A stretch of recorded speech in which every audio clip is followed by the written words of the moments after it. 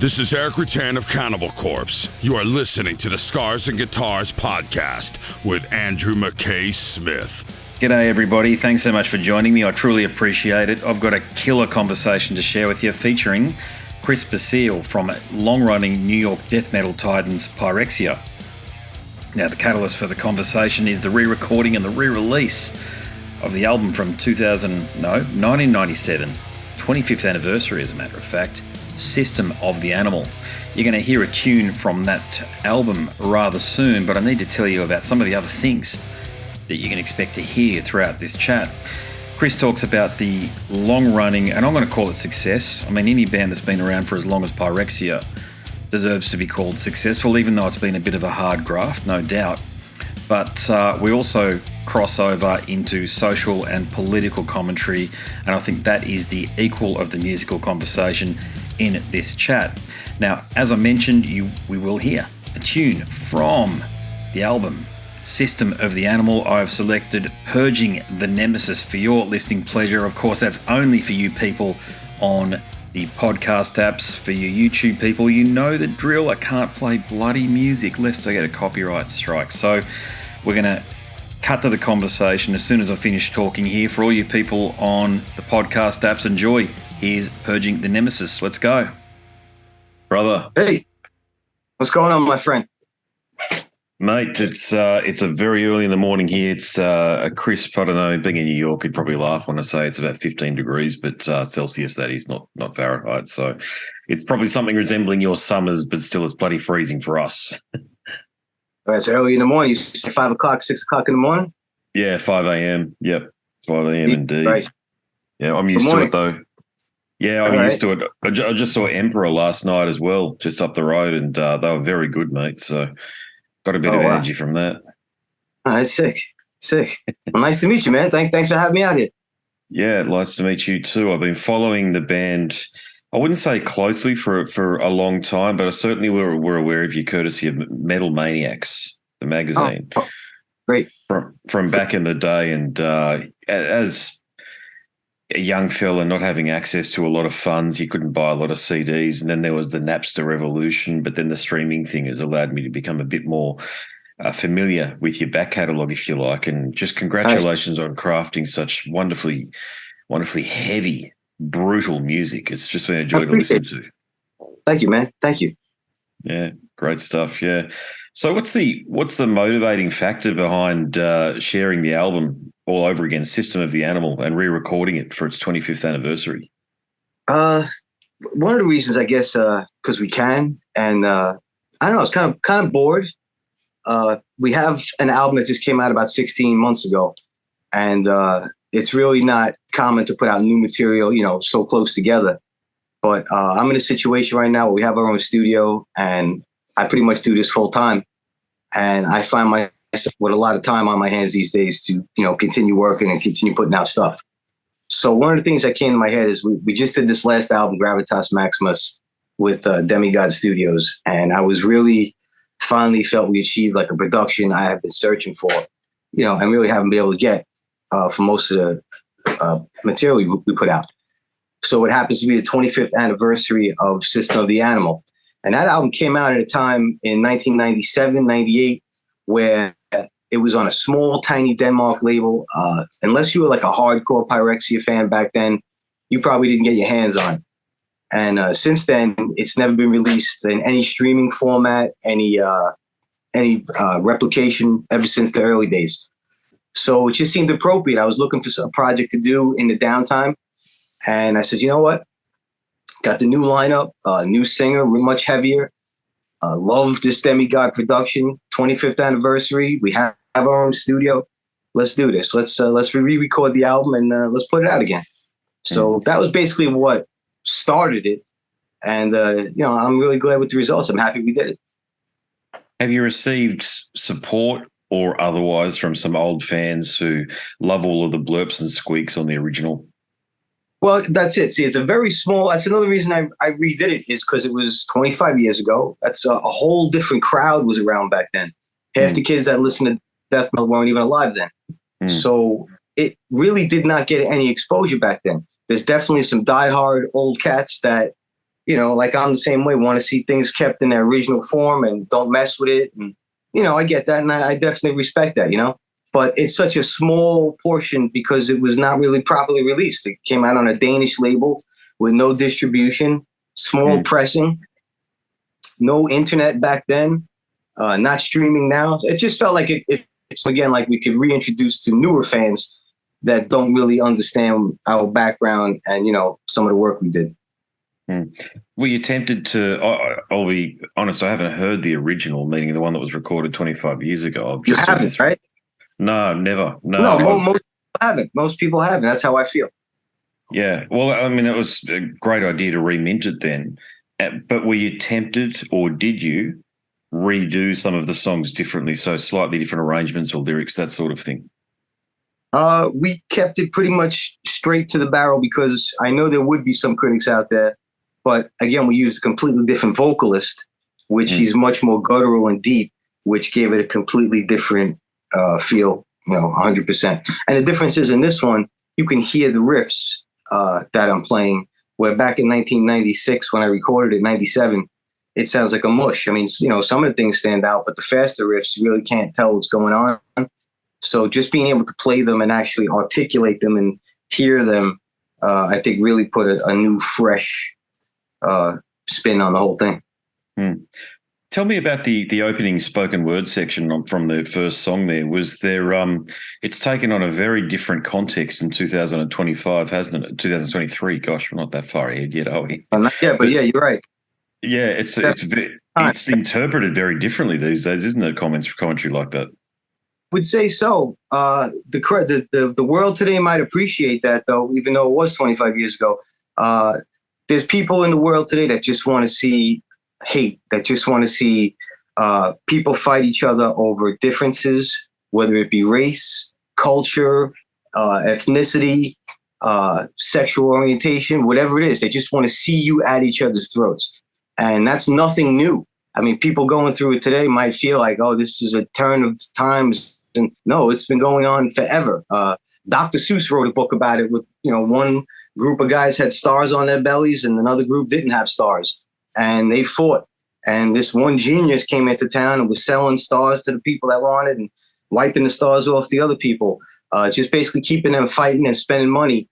And that's kind of what that beginning entrance is people. I mean, you can paint anybody as a horrible person or horrible people. And it seems like that guy just flipped it and, made like anybody of a certain ethnicity bad people. And I think if you do that on any side, of the fence, you're wrong. It should be everybody is the same, treated the same equally, love across the board. Hate, it's a bad thing. And it's not new. Hate is not new. It's like the oldest thing in the book. And in any form, no good. Well said. Yeah, it's not just in the United States, it's here in Australia too. Critical race theory is a very divisive tool, if you like, used by the political class. And we've got something going on called the Voice to Parliament, which is going to, the idea behind it, the philosophy behind it is to give the Indigenous people, whoever they might be, meaning self-identification rules in these instances. So you can be 1 in 64th Australian Aboriginal, and you can potentially have a say in this external body, which is going to have a say on matters in the Senate and in our Parliament, so our version of Congress, if you like. And it's going to be enshrined in the Constitution. That's the big difference. Now, what issues are they going to have a say in? You pick. It's everything, meaning there's nothing that's off the table, and we're going to see a lot of High Court challenges and things which are going to slow our judicial process effectively. But we're also creating a class of elites through that process, and a lot of them, they are white and light-skinned. Black identifying is the key thing. The critical race theory is the implement or the tool that's allowing this all to happen. So it was great to see that you actually left that spoken word piece on the introduction to that, and I hope a lot of people can hear it. And hear the what's the right way of framing it? Well, we're just in an era at the moment where people are being divided by immutable characteristics, and it's a good summary of it, isn't it? And it's not new. It's just more people seem to be aware of it because of the internet and because of everything. But we've been people have been trying to divide us over race and over everything since the beginning of government. Yeah, no, exactly. Yeah. What are your thoughts on the situation? You're living in New York City, I take it, or roundabouts? Not the city, but I worked in Manhattan for 20 years, so I'm well aware. I've only stopped working in the city right around the time COVID started. Oh, yeah, bloody COVID, yeah. The situation here with the death of Jordan Neely and the Marine, Daniel Penny, is that making things crazy. very... Your side of the country, there's a million things that happen every day in the world. It's just crazy how the media can now make that an issue in Australia or conversation in Australia. How many dramatic, horrible things happen on a daily basis across every state and country, yet now they've chosen this one issue to make a global conversation. That's pretty powerful. That's pretty crazy. It's a terrible incident, but I don't find it to be any more horrible or special or different than all the other incidents that we could look at any day, from Chicago to New York to California to why do we pick this one to make it big? And now, like I said, it's going to be talked about across the world. That's strange to me. What has it been since George Floyd? It's been a couple of years, so they need something to reignite the race war, don't they? And they've just chosen this episode. His picks, that's the obvious thing. I hope it becomes more obvious to people, because that's the obvious thing. I mean, they're just picking something. When it starts to simmer down again, let's pick something up, make sure we fire everybody up, make sure they remind them that they hate each other. We don't hate each other. That's all got to stop. Exactly, 100%. Yeah, absolutely. Yeah. What about talking about the music again? Your experiences from the early days. I mean, surely at this point you could write a book on the early days of New York death metal, because you're right in there, in and amongst the greats. So those early days with Suffocation, Terence Hobbs, what are some of the more memorable and prominent memories that you've got of that era? I think what's lost in a lot of things, because, like I said, the internet wasn't around back then, is probably the early. I mean, Terence Hobbs knows the first song I ever wrote. The first song I wrote in my life, I showed to Hobbs, because that was the first band I ever really was in. Wasn't called Suffocation or Pyrexia, obviously. It was called Mortuary. But my earliest memories are sitting in Terence's room on his bed, writing 20, 30 songs with this guy of the most brutal stuff that everybody listens to today. But there was no way of getting it out. There was no, like I say, no internet. Plus, we were so young. We weren't even hardly old enough to play some of the clubs to even go, try to get the music out there. The first show we ever played, this is a great memory of the earliest days, was the Battle of the Bands in a high school that neither Hobbs nor I went to. But our drummer, Mike Smith, went to the high school, Longwood High School. And we went in under false names so we could play the Battle of the Bands. And that was like our first official show ever out of high school. And some of them songs and riffs, they were on Pyrexia albums. And they were on Suffocation albums. So I have to say that's some of the most memorable stuff, is the earliest days. First meeting Doug Cerrito and bringing him into the band and starting to work with him and jam with him and write music with him. That was like, pretty memorable stuff. We all wrote a lot of memorable material back then. And it's just crazy times. Back then, you also had to really play your instrument. Mike Smith is probably the only person in a 1,000-mile radius that could blast me. You know what I'm saying? So things were very different back then. Very, very different. No internet. Every musician that did this knew how to play their instrument. No fake. No way to fake it. That's I have to say back then. Especially if you want to record something, you had to pony up some money if you want to do a demo. Nowadays, you could take your iPhone and record something that sounds better that we spent $2,000 on back then. You know what I mean? Yeah. So there was no way to demo your material out like you can now. You really had to be rehearsed and have a couple of bucks, or have somebody else give you a couple of bucks to get into a studio. Because again, there was no studios. Nobody could record death metal. The first studio we recorded at was basically a rap studio. Public Enemy recorded there. LL Cool J recorded there. Now here comes Pyrexia. These guys didn't have an ear or a talent for recording death metal drums or guitars. And we were children. So we didn't have any idea at the time. So things have come a long way, because there's a lot for everybody now to look back on and say, oh, this is how you do it. Oh, I can do this. And now the equipment's available. You could have a digital drum set and, easy drummer or superior drummer and map out a whole song and demo it for your band. Where back then you'd have to meet with your drummer and show him the parts. You know what I'm saying? It's everything's different now. Yeah, it's different. Yeah, I'm 45, so I caught a lot of it. Back then I was a young fella, 13, 14, this sort of thing in 1992, 1993. But I often say to people on the show that don't think that there's a trove of underground bands that you hadn't heard of from back then, because meaning that back in those days, if you achieved any type of prominence, you were fucking good. To your point there about having to play your own instrument, because there was no faking it. You couldn't fake it, and you better be good because you're paying $50, $100 an hour at some wacky studio. You don't want to be going over and over. You want to get shit done on one take, so there's a lot involved, man. You don't want to waste your money. You didn't have any money. So it was pretty, very different. You got to be more dedicated, probably, Spend a lot of time making photocopies and, libraries and kink, stuff like that, where, it's just everything's more accessible for kids. So it's easy to be in a band or a musician, than it was back then. Yeah, indeed, yeah. And you mentioned Doug Cerrito. I've tried to find him, not in a weird stalker way, but just to have a chat with the fella, because I'm sure he's got a story to tell. But what are your prominent memories about him specifically?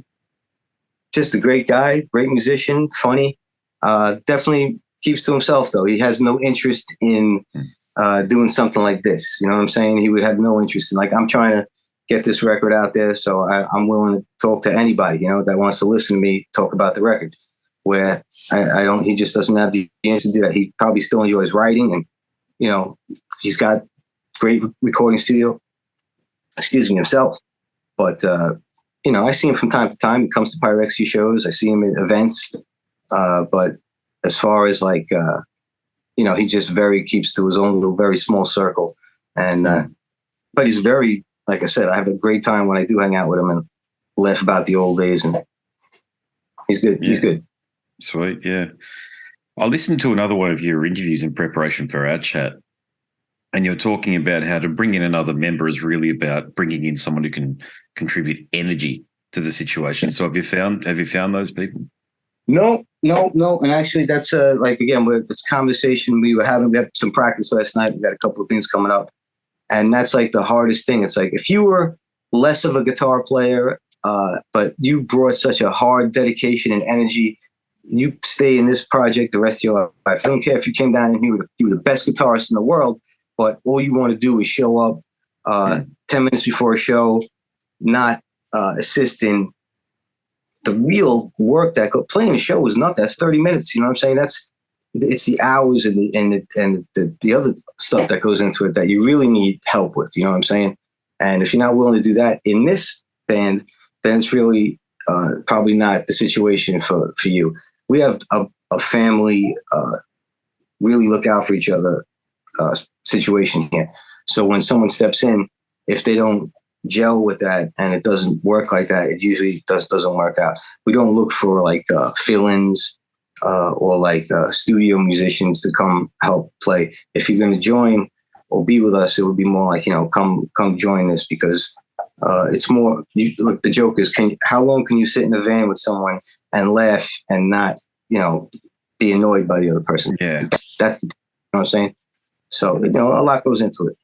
But no, we've actually decided. It looks like we're going to stay as a 4-piece, because we just did 6-7 tours as a 4-piece, and it just works out great for flying, for hotels, it's an even number. It's just less personalities.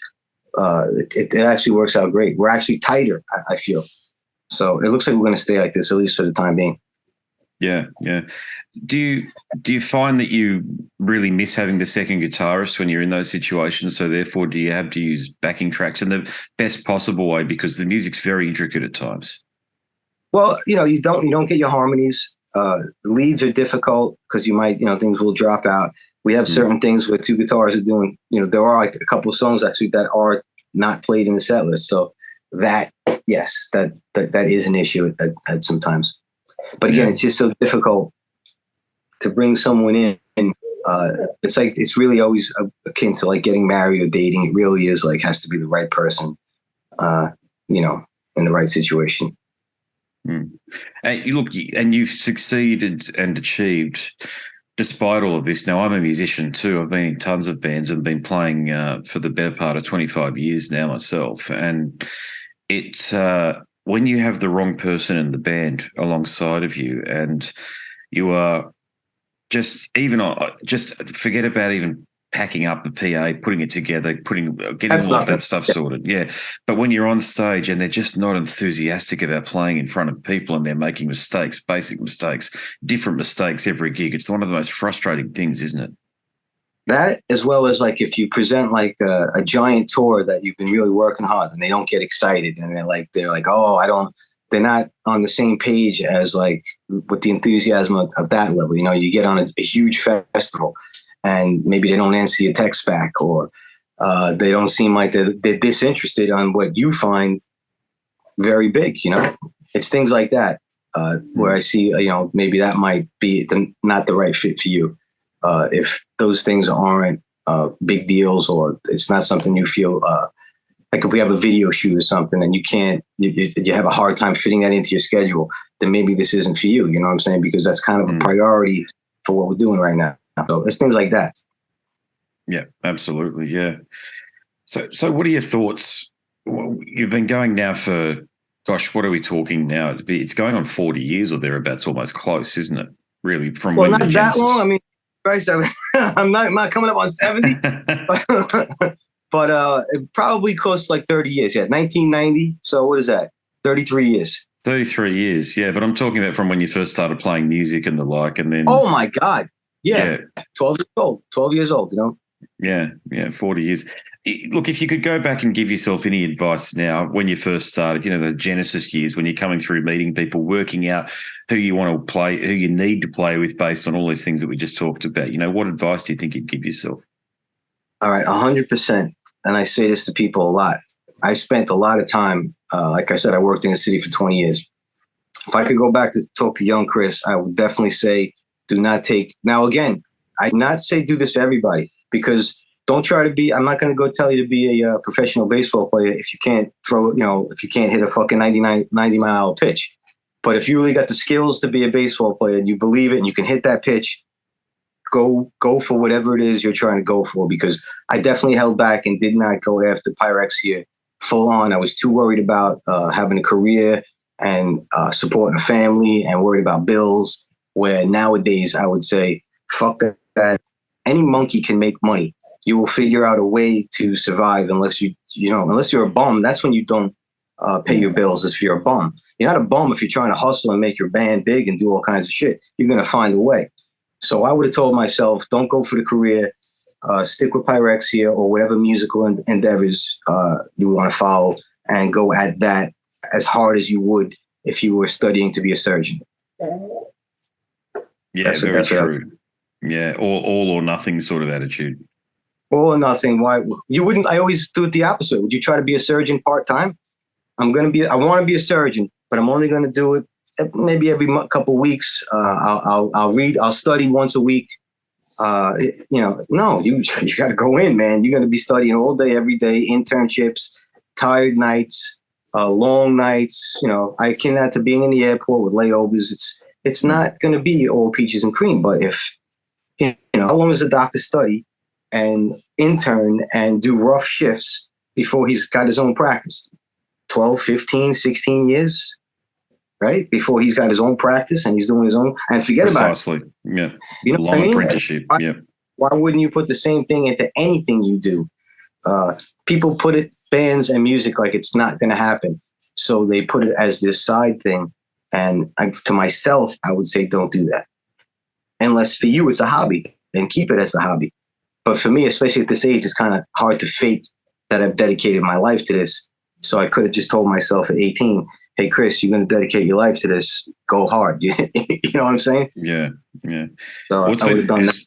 What's been a worthy pursuit, though? I mean, look at what you've achieved. Look at the great albums that are out there. The heaviness, that's what's going to stand the test of time. That stuff. Yeah, and I can appreciate that. It's just I always look to do better, and it's always hindsight's always 2020. That's why I go forward now, and that's what I mean. That's why we did this album, because I do go at this full time, hard.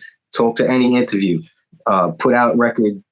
I say now I'm going to do something probably once a year, whether it's a remaster, a re-release, or a new material or something. In the age of content, I feel you have to put that to your music as well. If you want to be a relevant, especially in death metal, a relevant act, you got to continuously. No more putting out an album, waiting 3 years, 4 years, or I say something every year. Like I said, it might not always be new, but it'll be a new content or something fresh. That's my new approach. And go full on. Like, we have tons of tours. We're set up tours through November from now, where like I said, in the days past, I could have, and I always would say no because of work and everything. But it's just a different time. Probably because the clock is running out for me too. You know what I'm saying? It's just, you start to realize at a certain point, you're gonna be under the dirt, and what matters. You know what I'm saying? What matters to you? What do you want to do? And you figure it out. I wish I would have figured it out sooner. That's all. I'm just glad I finally did, though. Yeah. Well, one of the great things with what you're doing is that you're carving out what I call a legacy. So long after you've gone, there's going to be these totems, if you like, to your creativity that are available for people to plug into. And because of the era in which you came through, see, the internet, because it's democratized information, it's a bit like the printing press. So at any given time, well into the future, I'm even talking, it's not too ethereal to talk like this, I don't believe. Hundreds of years' time, if people want to get into the origins of New York death metal, your name's going to be there. That's I mean, if the globe is still around, if we don't blow ourselves up by then, yeah. I mean, I guess if you look at it like that, that's cool. My great grandfather, grandson might look at something. Yeah, that's what I mean. And isn't that a wonderful thing? It is, and that's like, other than the experiences, that's the secondary thing. That's the best part about doing this. Like, I'll tell you right now, Australia's been put on the table for us, and that's like a bucket list thing for me that I can't wait to do. And I haven't mentioned this, and I'm going to put it out into the universe because I don't think it hurts things to say it, but we've just gotten an opportunity to go to China. And that's like, I can't, those are like, that's kind of a lot of the reason why I do a lot of this is the friendships, the fellowships, and the experiences like that. Because a lot of people put a monetary value on this, and I keep telling them, this is not a career, but it definitely could be a lifestyle. Some people could get lucratively rich off it. I just don't think you should go into it looking at it like that, because if you do look at it as a lifestyle, you can definitely travel and see things you would never see and never go do. And that's a big aspect, along with the legacy thing, of why I've done this for so long, because I don't know what I would honestly do if I didn't do this, because other people at my age level, to me, have just folded up, and I have nothing in common with them. I don't watch Netflix. I always bring this up as a joke, but like, when people talk, it's always about either a sporting event or a TV show or something that they're not involved with. They're just watching other people live lives, and that's just not it wasn't suitable for me. That's so true, what you just said then. I can't believe nobody's brought this up before this. I've spoken to 750 people at this point, but that's that whole thing about why we do what we do, because we want to participate and contribute, as opposed to being on the sidelines and participating in life like as if we're a fucking spectator or something like that. I know I can't lead life like that, and you're clearly of the same ilk. No. And it's that's maybe, if you want to say separate, yeah, I would say maybe that's like a separation, but I'm not angry at people for not choosing that, but it's definitely, that's a different way of looking at life, because most people are consumer, spectator position in life, looking at Facebook, looking at TikTok, watching Netflix, buying stuff, and that's how they get their adrenaline boost and their dopamine, whatever. But they need that next hit. They don't know, so go find the next show, or that's I don't know. We joke, me and Sean Kennedy, who's been on this journey with me the longest, like when we go, like when St. Peter meets us at the gates, he's going to be like, yo, come on in, boys. You lived, you lived your life. You get a special place. We gave you life to do something with, and you didn't waste it. You did some shit, Yeah. I often think in that terms too. You know, if St. Pete says, "Rightio, what have we got here? What have you done?" He'll bring out my book, and there'll be a few other Right. things around music, and he'll go, "Yeah, Yes. looks like you had a dig, mate. Come on in." Yeah. Get on in, man. You did something. You know, you did it. The book is full. It's not Yeah. how many shows you watched or how many seasons of that you've sat through. It's just a different way. You know, I don't know. It's just the way I am. And again, I can't even take credit. It's just in my brain. I don't purposely say I want to do this or do that. So that's why I can't judge anybody else, because I don't know what's in their brain. But I just know in my brain it says that's not appealing to me. Mm-hmm. Yeah, on the same page. Yeah, and you mentioned the tours there, China and potentially Australia in particular. Let's just talk about China quickly first. Is that mainland China, Macau, or Hong Kong, or can you talk about that opportunity a bit more? Yeah, no, it's going to be like a little south of Shanghai, I believe. And it's not a tour.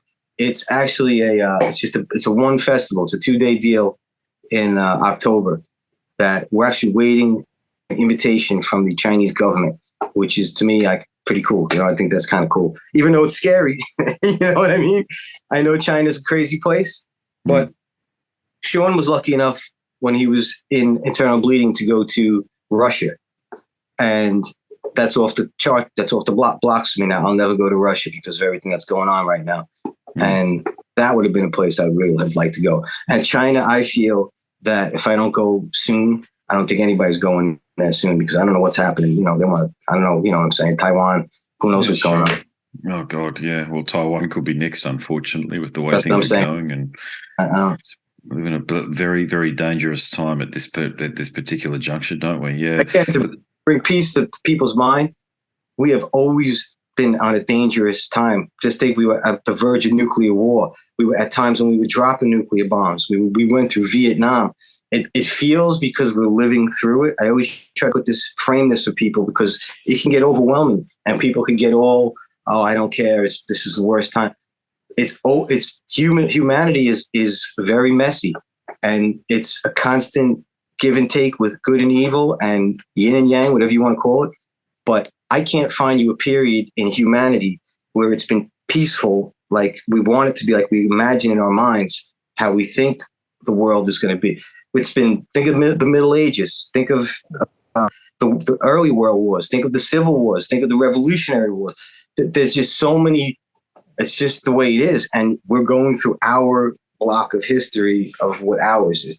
You remember the civil rights marches, and Martin Luther King got assassinated. I mean, think of all the horrible things. Can you imagine being alive when Kennedy was assassinated? Imagine imagine how you must have felt as a person alive in those days. People getting assassinated like every other year.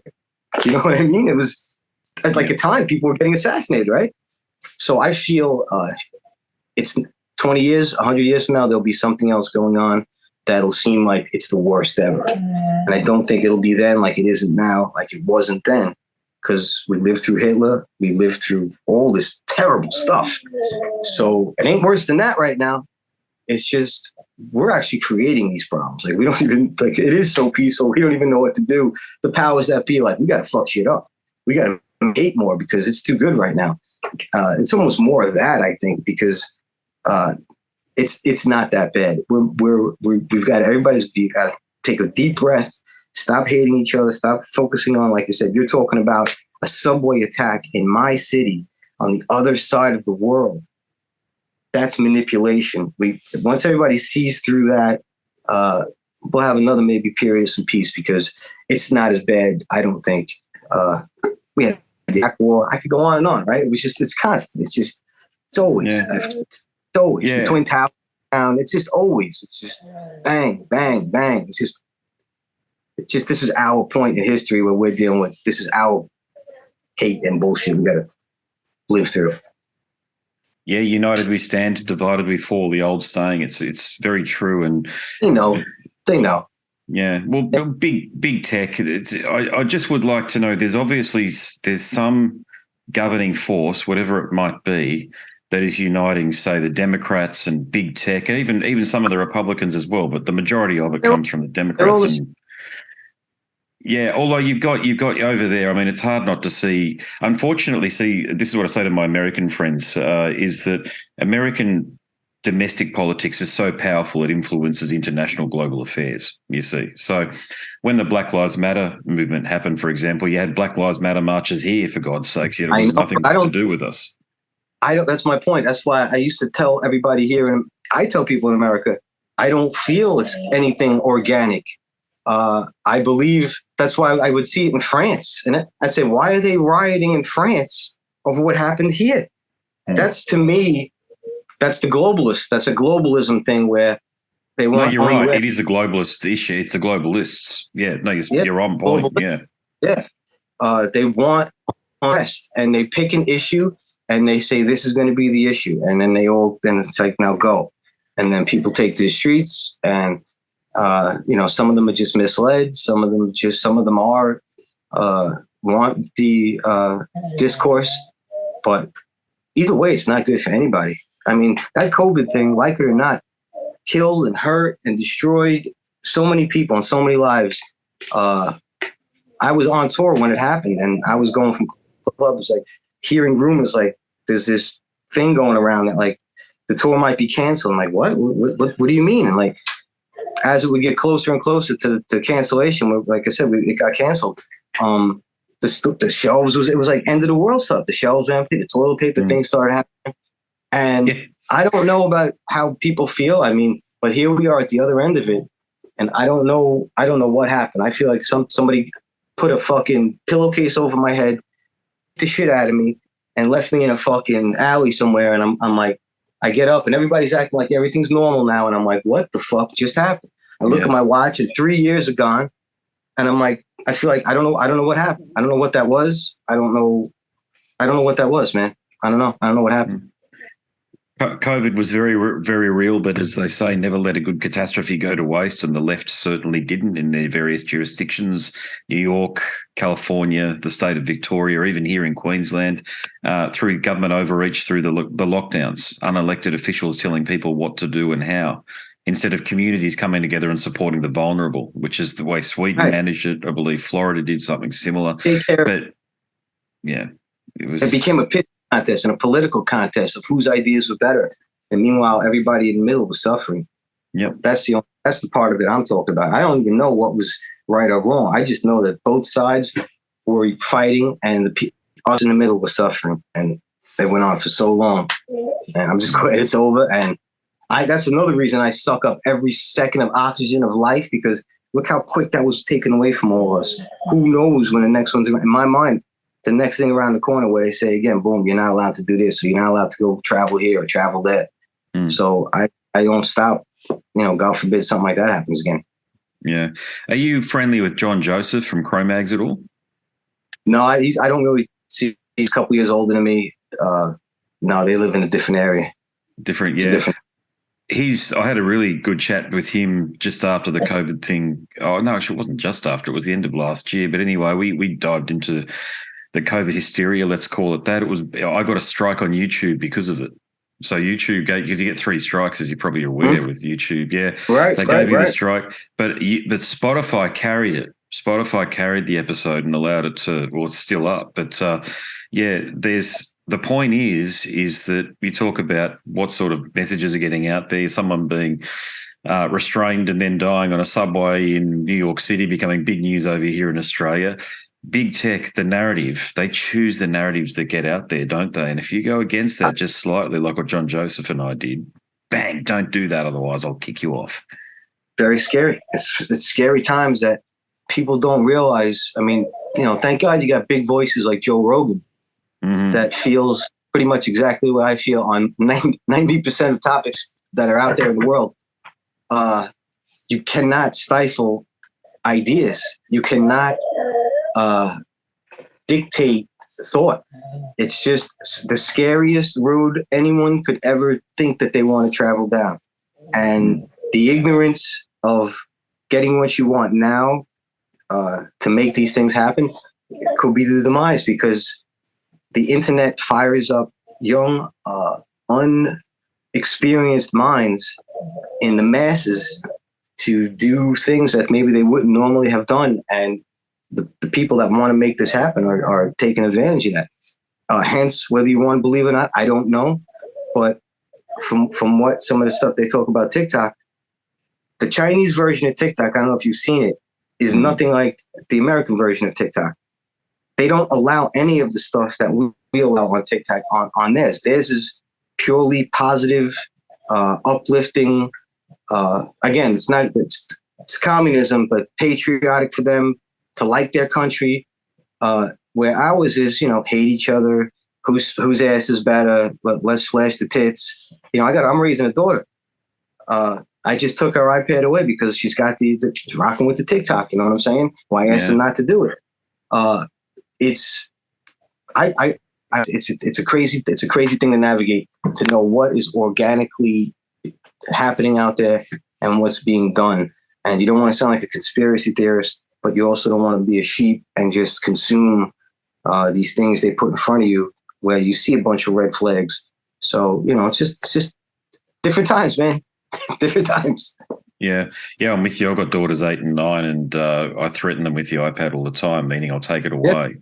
And they're not getting into. I've locked down YouTube so that they get the version of YouTube that I've allowed them to have because they're under the family plan, if you like. But I've straight up said, just forget about asking for TikTok, and they're already talking about it.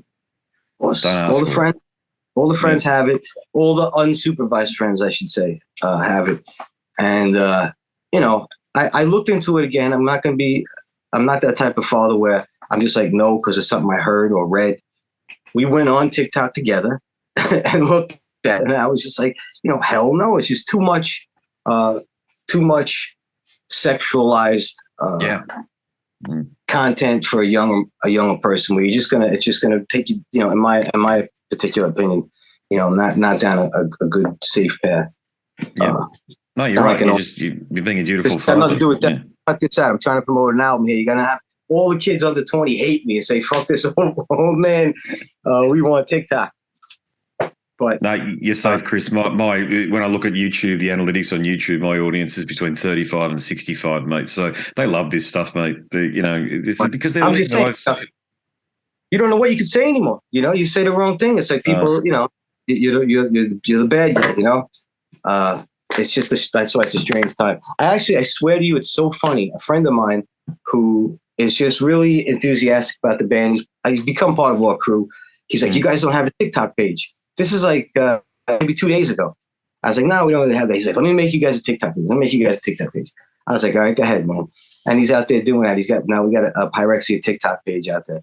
So, I mean, it is a useful tool. It's not like I don't want to use it, don't want to, engage.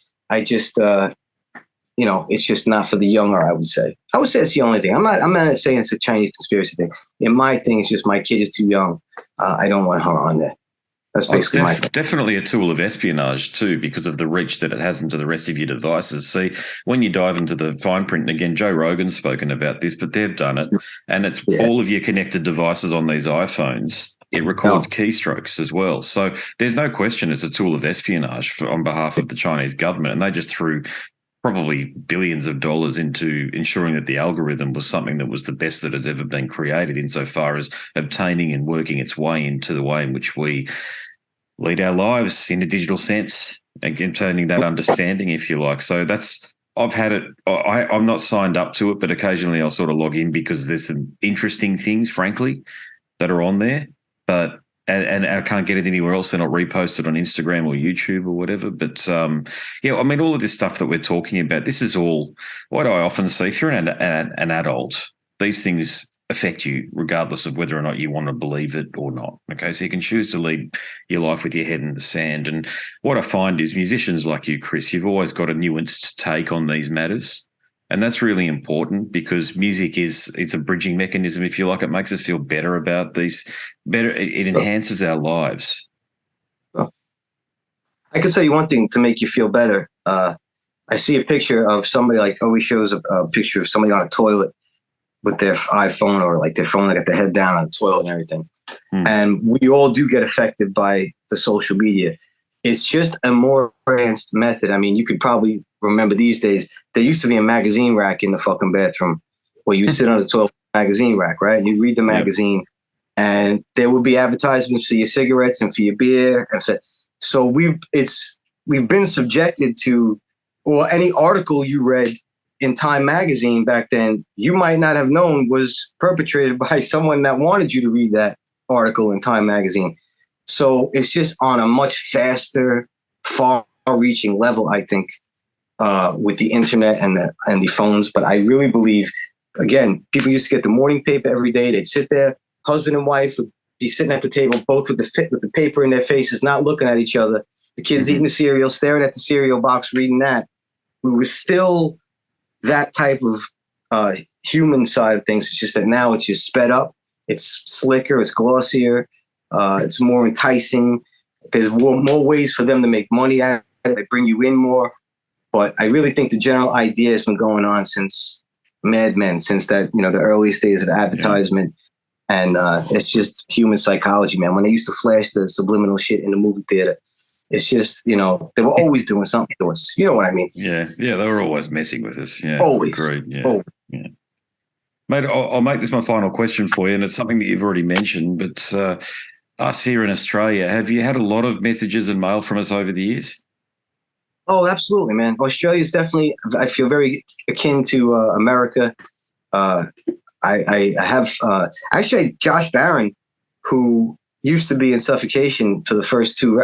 No, actually, that's maybe the first record. He lives out there now. He's got a band, Mammoth, I think. And I think it's Adelaide or something. But he's out there now, and he brought his whole family. I went to high school with him, and his whole family's out there now. Oh, wow. Okay. I didn't know that. There you go. Yeah. Yeah, it's interesting. Yeah, there's a lot of kinship between the United States and Australia, no doubt. But the tyranny of distance pre-internet meant that it all felt so far away from us. I agree. And as I say, I was certainly aware of the band and was a fan, no doubt. And I just appreciate that you've focused on being as heavy, or my interpretation of it is you've always kept the heavy groove. You've never deviated from that. Well, everybody usually has like a thing that they try to do, and we just try to keep it fresh, but yet not deviate from what really people expect when we put something out, which a lot of times people are disappointed. We do have a lot of fans. I don't know, you might not know, really just like the first album we did, Sermon, and don't want to hear anything different. And just like that. And that's like the Bible. And I can appreciate the purism of that, but I do like to mix it up on the albums. But like you said, generally keep it heavy and, stick to a thing, but, fresh and different each time, Yeah, definitely. Yeah, absolutely. Well, mate, I hope to see you out here sometime. It'd be great to catch up, but it'd be great to watch you. Same here, brother. Well, thanks very much for this, man. It's been a fantastic conversation. Really appreciate it. Yeah, it was great talking to you, man. I really appreciate meeting you, and hopefully we meet in person one day. Absolutely, brother. God bless. Thanks a lot, brother. Yeah. God bless you. Catch ya. There he is, ladies and gents. What a fantastic fella, Chris Basile from Pyrexia. I hope he's on the 70,000 tons of metal cruise, which launches from Miami in January 2024, because I'm going to be on it, and I'm advertising that on my website, scarsandguitars.com. Whilst you're at the website, why don't you check out my book as well? Click the link in the banner, and you'll be taken to a marketplace of your choice. The book is all about conversations that have taken place for the podcast. It's an expanded. I go into a lot more detail, some of the commentary around what I was thinking, what I was feeling, what was going on in my life, even what was going on in the world at the time. Yeah, it's a book that goes there, just like that conversation you heard. Nice one. Chris, thanks very much again, mate. All right. My name's Andrew Mackay-Smith, and I'm the host of the Scars and Guitars podcast series. There's some more information to share with you about the book Scars and Guitars, Conversations from the World of Heavy Metal and Beyond in the Moment. So please stick around for that. And until next time, it's a very goodbye for now. This is Eric Rattan of Cannibal Corpse. You are listening to the Scars and Guitars podcast with Andrew Mackay-Smith. I've been the host of the Scars and Guitars podcast since 2017. The first musician I interviewed for the show was David Vincent from Morbid Angel, and things have just snowballed from there. In all, I've posted almost 650 podcast episodes featuring conversations with many of the leading lights of rock, heavy metal, and beyond. It just got to a point where I thought, I need to write a book about all this, so that's exactly what I did. In Scars and Guitars Volume 1, you'll read a heap of deep reveals and commentary, such as Des Fafara talking about Coal Chamber and why the band will never return. You know, if you're a band just starting out, you need to hear me. Do not start a band with partners. Ever. Yeah, wise words there. Sage advice, mate, for anybody. Don't ever, because I can't go do Coal Chamber right now unless I get others involved. Phil Anselmo talks about the episode in his career which gives him the greatest sense of accomplishment. I think the staying power of the fans and the staying power of the songs, you know, whether it's Pantera, Down, or Superjoint, the fans remember the songs. Alex Skolnick from Testament confirms that, yes, playing the guitar in Ozzy's band is anything but an ordinary gig. Will Silent Oz from Dimmu Borgir write a book? Pa from Sabaton gives advice to people who want to start a band. Look at the team around you, look at the bandmates. If the guys want to be on the stage, then it's all cool. If the guys want to be backstage, then it's not going to be cool. Current and former members of Cradle of Filth discuss the band's seminal 90s material. Read about the reaction to George Lynch and Mark from Suicide Silence's comments when they throw shade at then President Donald Trump. We have this idiotic monster, you know, this egotistical, self-aggrandizing, complete piece of shit in there. I just can't understand how we've gotten to this place. And yeah, we kicked a hornet's nest with Sepultura. Percussive overlord Gene Hoglan talks about recording with Chuck Schuldiner. Chuck was always, he was very open-minded, and he was into having his musicians that were playing with him just reach out for the best stuff that they had. Phil Campbell from Motorhead discusses what it takes to get sober. John Five answers his critics who dismiss his tenure with Marilyn Manson. You know, my name is John Five, and Manson gave me that name, and I had some of the best years of my life in that band and learned a lot. And we get the lowdown on Treyarch Zagtoth from those who would know, including his mother. All across Scars and Guitars Volume 1, there are moments of tension, relief, tragedy, exhilaration, and throughout it all, you'll obtain insight that I believe no one else has managed to obtain from many of your favourite artists. So treat yourself. Scars and Guitars Volume 1 is currently available as an ebook with a print edition on the horizon. Follow the links attached and download a sample. I'm sure you'll be compelled to read the whole book.